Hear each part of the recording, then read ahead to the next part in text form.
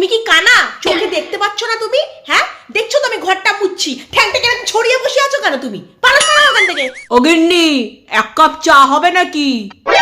কি হয়েছে? চা দেবো? সকালেই তো দিলাম এক কাপ, আবার এখন চা চাইছো কেন তুমি? হ্যাঁ দেখছো তো সকাল থেকে আমি একটার পর একটা কাজ করেই যাচ্ছি, একটু বসার সময় পাচ্ছি না, আর তুমি এখানে আমাকে ফরমাইশ করছো যে আরেকটা চা হবে? হ্যাঁ তুমি কি আমাকে দাসী বানিয়ে এনেছো নাকি এই বাড়িতে? তুমি সব সময় এরকম পায়ে পা লাগিয়ে কেন ঝগড়া করো বলো তো?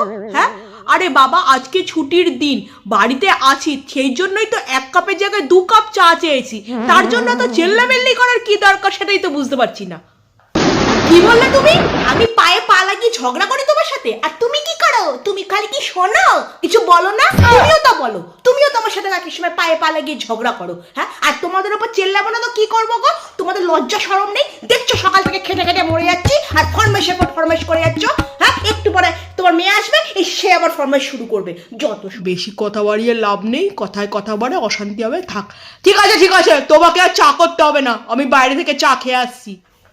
খবরদার বলছি, তুমি বাইরে চা খেতে যাবে না কিন্তু। তুমি যদি বাইরে চা খেতে যাও না, বহুত খারাপ হয়ে যাবে বলে দিলাম। হ্যাঁ আমি যখন পয়সা চাই, কি গো একটু পয়সা দাও না গো, আমি এটা খাবো বা এটা কিনবো, তখন তুমি কি বলো? আমার কাছে পয়সা নেই। আর এদিকে বাইরে চা খাবার জন্য তোমার কাছে পয়সা আছে। বলে দিচ্ছি, তুমি যদি বাইরে বেরিয়েছো না চা খেতে, তাহলে দেখবে তোমার একদিন কি আমার একদিন। এই ডান্ডা দেখছো তো, ডান্ডা দিয়ে তোমার মাথা মেরে ফাটিয়ে দেবো বলে দিলাম। আল্লাহ যত সব।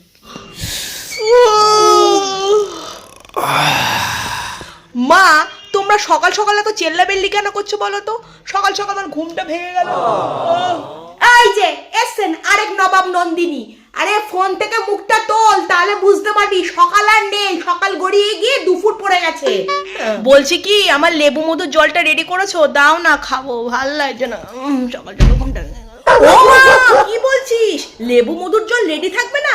তোর বাপ তো বিয়ে করে একটা দাসী নিয়ে এসছে যে তোর বাপের ফরমাইশ খাটবে, তোর ফরমাইশ খাটবে। হ্যাঁ তোরা কি করবি বলতো? সারাদিন বসে থাকবি, তোর বাপ সারাদিন বসে বসে টিভি দেখবে, আর তুই কি করবি বলতো? ফোনের মধ্যে মুখ গুজে বসে থাকবি। ওই ফোনটার ভেতর তুই ঢুকে যেতে পারিস না? পড়াশোনা তো নামই গন্ধ নেই, কোনো বাদ নেই, কবে যে পড়তে বসেছিস সেটাও জানি না। হ্যাঁ তুই আর তোর বাপ দুজনে লজ্জা করে না? সকাল থেকে দেখছিস মা খেটে খেটে মরে যাচ্ছে, আর তোর বাপ আর তুই দুজনে মিলে ফরমাইশ করে যাচ্ছিস। একজন বলছে আমাকে চা দাও, একজন বলছে আমাকে লেবু মধুর জল দাও। হ্যাঁ আমি কি তোদের দাসী নাকি? সারাদিন খালি তোদের ভাই ফিটপাট খাবো।